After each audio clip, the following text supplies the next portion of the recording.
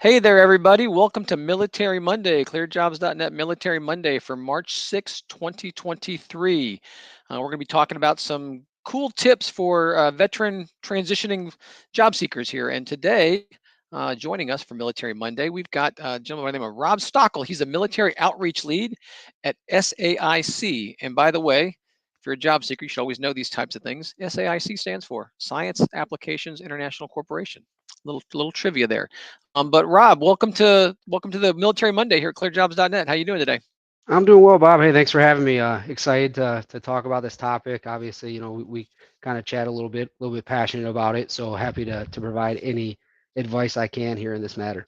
Yeah, for those of you who don't know, before we do these Military Monday broadcasts, we always talk with the guests ahead of time to find out what it is they're passionate about. Because instead of just going through cliches of instead of me telling Rob to hey talk about this, we talk about what do you like to talk about? What is it that you really feel is got some things going on? And so we're going to talk a lot about resumes today. We're going to be focusing on and more than just from the cliche standpoint. We're going to talk about some actionable things and some things that he sees as a source or a military outreach lead. But before we get into the resume piece, you've got a couple titles there, Rob. One of those is a military outreach lead. What does that mean as a position at a big corporation like SAIC? So yeah, I mean, obviously, a lot of us from that military side, we're familiar with additional duties, right? So Yeah. it's an additional duty for me, but one that I sought out, and that I'm lucky enough to be at an organization that agreed that it would be a beneficial thing for us to kind of focus on that human factor of it. Military outreach with a lot of organizations and everywhere can mean a lot of things. We're really trying to keep it. I'm really trying to keep it as that personal touch, right? Don't want it to just be like a catch-all where you're in the military, you apply, throw your resume into it. I want to actually add a personal touch to it where you're actually getting a resource with us here. And that's where we're at with our outreach. We try to be pretty consistent with being actual individuals doing the outreach and trying to get folks where hopefully we have opportunities for you here at SAIC that make sense, and we can get you over and work with you on things like resume and hopefully bring you onto the team. But ultimately, if we can just give you a little bit of advice to help you find that next opportunity, it's something we're really happy to do. Yeah, and besides the personal touch that you can provide there, Rob, I know that SAIC's got a great organization with lots of tools, to include fancy QR codes right there Oh yeah. above your ear there. People can use that. They can use your phone. What is that going to go to if somebody uses that QR code? Yeah, so right up here we got a little QR code that my marketing team was pretty creative in getting over to me for this here today, and it will take you over to our military page for us that talks about our outreach, about a lot of the locations that we support, everything that we do offer, some of the key highlights and things that we're pretty proud to offer as an organization and be as competitive as possible and give something we're really passionate about here at SAIC as well as work-life balance, and we try to give that as best we can, as our government customers permit us to in all Yeah. cases. So yeah. So while we're talking, if you want to use that QR code, anybody can do that. So Rob, we talked a little bit about that military outreach lead, and that's kind of the hook when you see your military your LinkedIn profile and stuff like that. But like you said, that's an additional duty. I mean, your real job is you're a sourcer. That's what you primarily were. And I'm not sure a lot of veterans are coming out understand what a sourcer is. I mean, to be honest with you, sometimes they don't even. Sometimes we think that a recruiter is like the same person who put us in the military, which is not. I used to be a recruiter in the Navy. I recruited doctors, and I know that not everybody has the fondest memories of their military recruiter. But number one, recruiters on the outside are different, but a lot of veterans have no idea what a sourcer is. So can you kind of break down what a sourcer is and how it relates to the recruiter? Yeah, certainly. From a organization like ours and a lot of the big guys like us, we have individuals on the sourcing side that we're going to be a little bit more specialized and kind of been at this for a little while. We're the ones that know how to go to the corners and in different aspects to locate talent. We're not really looking at applications. We're not really reviewing job descriptions as far as like what the team needs as far as that goes. Here's a job, here's what we need, this is what it has. Go find folks because we can't. And obviously recruiting, they're working a lot, especially on our side. They're working a lot with the managers. They're working with the hiring teams. They're working with coordinators. They're scheduling interviews. They're reviewing, the hundreds, if not thousands, of applications we get a day. And really having that direct interaction. You kind of like managing the expectations of the teams over there, and helping, and we're kind of assisting them and providing that certain level of expertise on the searching side. So that's really where the big difference is. Kind of could say headhunter in a way, but with organizations like SAIC, it's pretty. If I'm reaching out to you, it's because you have a very specific skill set that I'm looking for. I'm not, we're not spraying out there. We're really trying to truly find that unique skill set most of the time. Maybe your unique location. Maybe there's certain factors that Navy loves Navy folks, so we're always looking for Navy systems and specific backgrounds from that. So that's really where the difference comes from. I mean, our recruiters are going to still source. They're going to have their tools. We're just going to have a couple more on our belt to be able to kind of find some things that maybe they wouldn't be able to. And then we also do a lot of providing that search strings and Boolean expertise that a lot of us have. So providing training and helping on that side is also. Yeah. So if you're a veteran coming out, I mean, even a tiny organization, even honestly, even if it's a one-person organization, they're trying to hire somebody, all of these things happen. There's sourcing happens, recruiting happens, interviewing happens, hiring happens, all those things. The larger the organization, just because of the sheer volume of things that are going on, they start to segregate those things out and be like, so that sourcing piece is the finding part, and like Rob had said, one of the important parts to realize that the sourcers are really getting tasked with finding the tough to find people, or the tough to find skills, or people for a tough to find location. If they've got thousands of applications already coming in, they're not going to ask Rob to spend part of his day to find 1,001 people for those positions. But if they don't have anybody, or they just know that those people are very hard to find, they might have Rob and people like him, scouring things like job boards like ClearedJobs.Net, or other types of things where they're out there looking for resumes with keywords and key things. And I think that's probably one of the reasons, Rob, that you're so big on resumes, because you're looking at, if you're using a tool like a job board like ours, or anything else, you haven't met the person, but you're looking at a resume and deciding, do I want to reach out, and try to make a connection with them. So, I mean, how do you look for resumes? Let's start from the beginning. Like, how do you try to find these resumes? Obviously you already hit it there. Places like ClearedJobs.net, right? We're looking in there, and if I look at 50, 100 resumes in a day, it's a pretty slow day. Sometimes when I'm sourcing, it's 100, 200, 300 resumes, and coming from my background and what I did on bid and proposal side. I mean, I know we'll get into that in a little bit. I've even formatted thousands of them. So it's like you kind of becomes second nature. You see things and what you like and what you don't like, and why you have certain reasons why you have that. But yeah, we're diving into job boards, and I kind of mentioned Boolean, which is a way to search any database in a very specific way to find those skill sets. So in those keywords, it can, and then obviously there's different filters with every job board, and they're all a little bit different, and they operate a little bit similarly but different. So you just kind of find what works for each one, and kind of go from there. But I'm a big Boolean guy. I'm big on that side. I still feel that that's probably the most efficient way. So. Yeah, and so for those of you who don't know what Boolean he's talking about, is like, when you're searching for things, maybe he'll search for program manager, or project manager, like different ways to say the same thing. Or sometimes a good recruiter even looks for, different ways to do acronym.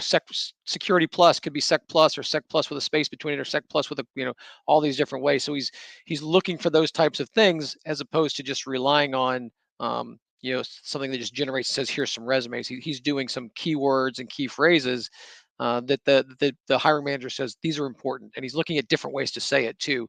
I think the other thing it brings up too, really quickly, and I, just a reminder for job seekers, is he mentioned that job boards have, a lot of similar tools, but they all operate a little differently. Certainly we're like that too. One of the things I would say is, if you're a job seeker and you're going to use a job board and put yourself up there, fill out everything. If they ask you questions, if they give you places to explain something, take advantage of all those things, because these recruiters are going to use those filters to try to find people. Um, and don't just say things like, see resume type thing. You want to make sure that give them all the information they can so that when they're searching for you, that you're going to come up. Um, hey, Rob, so we talked about looking for those resumes, but now once you find some resumes, what goes on then? I mean, so you looked for 50, or you said 50 or 100 is a slow day. Let's say you looked at 200 resumes and you found, I don't know, 20 resumes that are worth investigating further. Mhm. What happens then? How do you use those resumes? Well, yeah, I'm gonna reach out, right? I'm gonna ping you. I'm gonna try to get you on the phone, and have a quick chat, right? Anybody can put anything on paper. Obviously we want you to have a very complete and comprehensive resume that, like Bob alluded to, if it's not there, I can't find it. And if I can't find it, I'm not gonna call you. And the ultimate goal is to find it, to call you. So, especially if you're really actively looking, right? If you're really on that job market, you're in that transition phase and you're trying to get picked up for something somewhere, you got to have it there for me to find it. And once you do, I'll reach out. I'm big on, with my day, I schedule things out a lot, because I know a lot of folks are busy professionals, right? And I want to make sure that we both have time to have a quick chat. But there's times where I'll just reach out real quick, give you a quick call if I have that information available, and leave you a message and say, hey, give me a shout, shoot me a text back when it's a good time to chat, and we'll make sure it happens. And that's really what happens once we identify and it's a fit for you, and it seems like something you want to throw your hat into the ring for. But we get you over to the other side of things and in front of the hiring team, and um, they go about looking over your resume, and if they want to chat, we schedule up an interview. And a lot of times, it's 1 or 2 rounds, and you could be getting an offer pretty quickly depending on the process. I mean, depending on the process. Sometimes Well, it yeah, takes a little while. it's something to know. If a sourcer is calling you, like if somebody like Rob is calling you, that's a really good thing, because Rob's not calling you just to add another, resume into their black hole of an ATS type thing. If the source is calling you, it's because they really have these specific needs, and he's done a lot of work just to get to the point of finding your resume. I mean, you're something, I guess, you're halfway to special already, just by the fact that Rob found your resume that interesting, because I mean, you're not doing this just for fun and games, right, Rob? No, no. If I'm reaching out, you know, I kind of I don't like the spray method. So, I'm sending you over. I'm expecting an interview, right? So we're gonna do everything that we can to make sure that happens, because I don't want to waste your time, and it's not worth anybody's if we're not getting to that point. Once you get the interview stage, that ball's in your court, right? You gotta do what you gotta do to make sure that it lines up. And you never know, you might have that conversation, decide, what, this just isn't for me, and there's no harm, no foul. We just keep looking, and we have hundreds of roles, right? So just because that one's not a fit doesn't mean we don't have something else that could be. So, we're always happy to go about that. And at the end of the day, you know, in recruiting, when you've been doing this long enough, you understand you're really a facilitator of conversations. And once you can make that conversation, kind of that virtual handshake happen, and get that ball rolling, you'll have a lot better shot. But I think that there's a lot of staffing agencies out there, right? And I came from that side, so I know it's a little bit different. But if you're getting contacted by SAIC or somebody like us and directly with somebody there, we have something for you. We don't, we have, we're trying to bring you on. That's, Yeah. we want to make sure that there's a fit there. So, for those of you, if you're just joining us, we're with Rob Stockel. He's a military outreach lead. He's also a sourcer at SAIC. So we're talking about a lot about different things, too, including resumes. Had a couple comments that already came in. I just want to say, Anthony says thanks for this. He's a transitioning active member, and it's very helpful information. And then also, Kristen here making a comment saying she's been with SAIC for 16 years and she's proud to support the warfighting team. So you've got a little bit of props from your hometown team there, SAIC folks, saying hi to you there, Rob. So uh, Awesome. Love it. let's go ahead, and we talked about how you're using those resumes. We talked about how you're finding those resumes. You had three kind of general tips that we talked about, and the first one here, which is kind of interesting, that says, don't be afraid to go long. And before you start explaining what this means, it's not just a football thing, not just Super Bowl type stuff, throwing a touchdown pass, but um, this doesn't necessarily mean that you don't want to have a resume that's focused on a specific job. But what you're saying is that there's no reason that says you have to only be a one-page thing, and you need to show your experience, right? So kind of flesh that out a little bit, but what it means to not be afraid to have a little bit of a longer resume than maybe you might be hearing about. Yeah, absolutely. This is a big one for me. again, I kind of alluded to it earlier. If it's not there, I won't find it. And from a sourcing capacity, I have to have it there to be able to locate it. So you hear a lot of this advice about, one-page resumes and things of that nature. That's fine. Most of the time I would say make it skill based and geared specifically towards that job you're interviewing for. But to me, a one page is something you hand in when you're going to sit down so they have a quick overview, right? Everything is done through resume databases online, and we got to be able to find it. So the more you can put as it pertains to a particular job that is accurate in your experience, the more likely we're going to reach out, right? So, again, if it's not there, I can't find it. If I can't find it, I'm just not going to be able to locate you, unfortunately. And that's really how it works. Like we said, we talked about Boolean and stuff like that. I'm putting pretty specific things in there. And if you see something in a job description, or you're looking for a job and you have experience in it, but you just put like maybe one time, or you don't put it in there because you think it's assumed in the job that you had in the military, it's not always assumed. And So you had mentioned that sometimes somebody will say, like a program manager or a statement of work will say must have like 15 years experience doing this, and you need to see on the resume. You almost have to count it up by month sometimes if it's a specific thing of like, can I find 15 years? And maybe if they're close enough, you might call them and say, hey, can you flesh this out a little bit more? But that's really what you're looking for, is the experience part, right? In yeah, specific that's things, I mean, too. Some specific experiences, not just lots of experience and lots of stuff. yeah, from a government contracting perspective, and you hit the nail on the head there. I know we discussed it briefly, but I had a manager in the past that I supported that it was months, like legit. He'd be like, it'd be 46 months. He'd be like, I don't see 48 months, and you're like, so, you get like that, but that's, from a government, and he was on that side for many, many years. That's how some of these folks look at it, right? So again, we're trying to get yeses all day long. We just want yeses. We want conversations. I don't want to waste your time, and nobody in my position trusts us. When we send you over, we want you to get the job. So it's we're trying to get the yeses, right? We're trying to make sure that it's a yes on all fronts, and we get you to have that conversation and kind of get it going from there. So yeah, that's you know it is, and they'll be in specific skill sets. So let's say like Active Directory, right, for an IT perspective. If they're looking for 6 years of Active Directory and you only put it in your most recent one, you've been there for a year. I've had managers be like, I want to see a year of Active Directory. Even though you've maybe done it for 6, 7, 8 years, if you can show that continuity and the ability to do it over a consistent basis, again, you're going to show that experience. Now, in certain circumstances, we can assume and we can try that, but again, we just don't want to give them any reason to say no. Yeah, and so being long doesn't mean fluff. It doesn't mean putting all your fit reps into one eval. I doubt that Rob is searching for keywords like National Defense Medal, No. or something like that, or Good Conduct Award.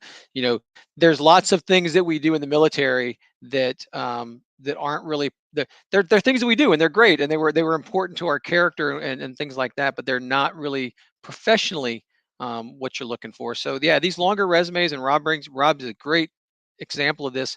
And I tell people that if you're going to put your resume on a job board, if you're going to submit it for a job fair, they talk about it in transition class being that master resume with all the different things that you do, but they've got to be the technical things that you do, not just all the fluff stuff, but have that big one for those types of things. And Rob, I love the way you said it. You can distill it down even more when you're going to go to the interview, when you're at that stage. But when you're trying to be found, you want to have all your stuff out there. But go long, but don't be fancy. What do you mean by don't be fancy there? So yeah, again, we talk about different ATSs a couple times here. They're all different, but they're all the same. And they take things differently. So you don't want to be too like again, similar with like the one page kind of thing, where if you're going in, you're handing it in, you want to have that, for that phase of the job interview process. I think that's a great thing.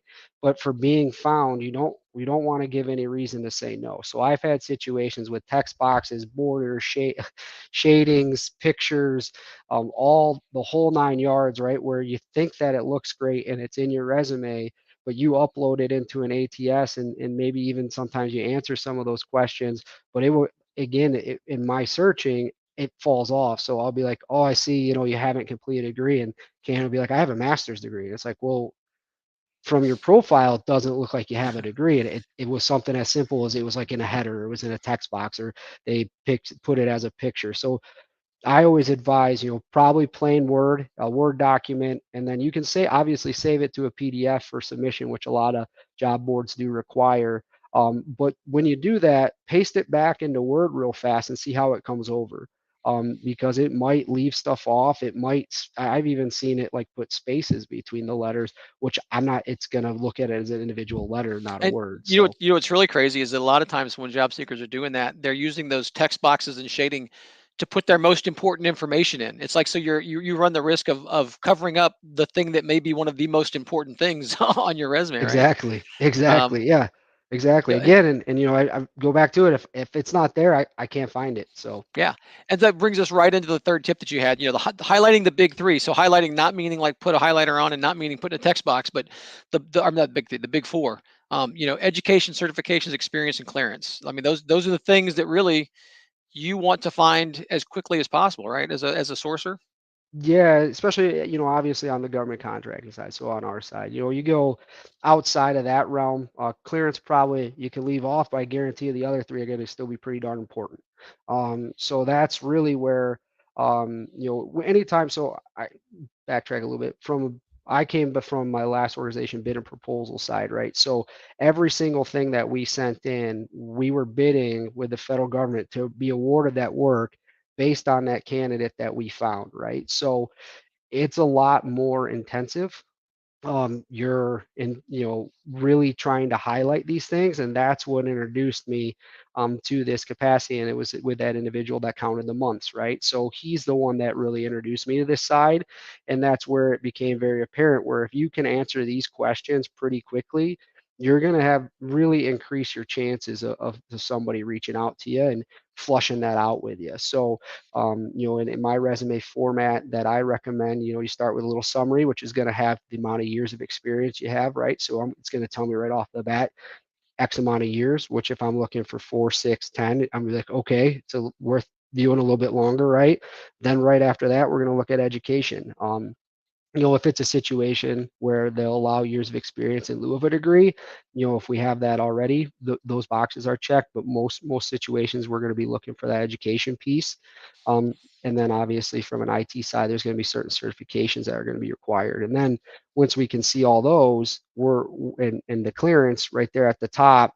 I'm going to dive into the experience and look for those other factors we've kind of already discussed. Sounds great. Hey, so we talked about these resumes pieces like that, but and a lot of the stuff that we talked about here is the nuts and bolts of the thing. But you were a vet, you were in the Army, and you were a signals guy, right? Am I Yep. remember that correctly? Yep. I mean, I was in the Navy for 20 years. I was a hospital corpsman before I recruited doctors. So you and I were both just regular Joe Schmuckatellis doing the work. Do you have any like other just specific, just general advice for veterans, um, that you want to just kind of pass along here? Yeah, it's kind of hit on, you start off with a resume piece, and we talked about the master one. Is it's got to be like a living, breathing thing when you're going through this. You can't be have just one and just rock with it. You're not going to get the results that you want. If somebody like myself is asking you for, to provide some additional details, do it. It's just going to help you. We're not trying to hurt you, right? And then be flexible. I think that kind of goes hand in hand with being in the service. You got to be adaptable and flexible at all times, and it's not going to be any different for your job search. Really, your ideal position necessarily isn't going to be there right off the bat. You're probably going to have to take something a little bit different or unique, or maybe a little bit less money than you thought, to get your foot in that side of things, and then kind of the sky's the limit from there, because we all know, from a military work ethic side, that you're going to go in there and do great things. But it's sometimes just getting people to take that chance, and sometimes that chance isn't that ideal fit. So just be patient and flexible, and understand where you're at within reason, right? To a certain extent. But and leverage resources like this, where myself or Bob or any of the, ClearedJobs.Net. I know you guys got a ton of resources on your website to utilize. Utilize everything that's there. Utilize LinkedIn network. You can never, just like your resume, if it's not there, we can't find it. If you can't be found, if you're not present, it's tough to find you as well. Yeah, so this is a great chance for everybody. So just really quickly for from ClearedJobs.Net, we do have some job fairs coming up. So those resumes that Rob was talking about, those master resumes, just like for being sourced, these are great to bring these things. We've got an all clearances job fair coming up in Tyson's Corner, Virginia. If you're going to be in the area, I'm going to be at this. Matter of fact, I'll be doing a discussion with some job seekers starting at 1 o'clock on April 13th in Tyson's Corner. Then the job fair kicks off at 2 o'clock. We've got some other events after that, but another one I want to highlight is we've got a virtual event coming up on the 18th. We just had a virtual event last week. We had 20 plus companies, 511 job seekers that registered. A terrific thing. If you want to see the full list of our job fairs that are on there, you can just go to ClearedJobs.Net. Up at the top, it'll say job fair. So check that out. And before we break everything else down here, Rob, you can be found on LinkedIn, and you want to give a shout out about that QR code above you one more time before we get out of here?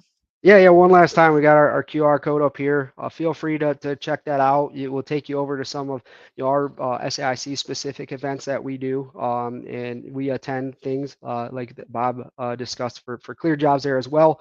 So we're all over the place. But yeah, find me on LinkedIn. Utilize that QR code here, and like I said, if we can assist you in any way, we're more than happy to.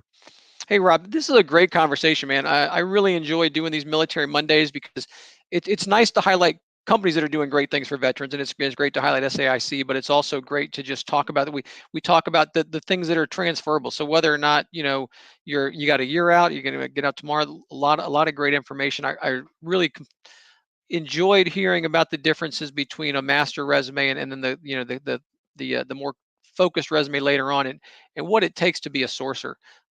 Before we get, I'm just kind of keeping track of the some of the comments in here. Looks like a lot of people are um, chatting away between each other in the comment section, which is great. So we encourage that. It's a tremendous thing. So, but yeah, you can find Rob, right? Like I said, find him on LinkedIn. You can find me on LinkedIn. I'm happy to connect with any job seekers, and I know that Rob is as well. So you can find us there. If you have any questions at all, reach out to us. And Rob, anything else that you want to say before we shut this puppy down? No, I really appreciate the time. I thoroughly enjoyed the chat. Hopefully, some people took some things away, and again, reach out at any time. Happy to connect you with somebody like myself or myself to have this chat again.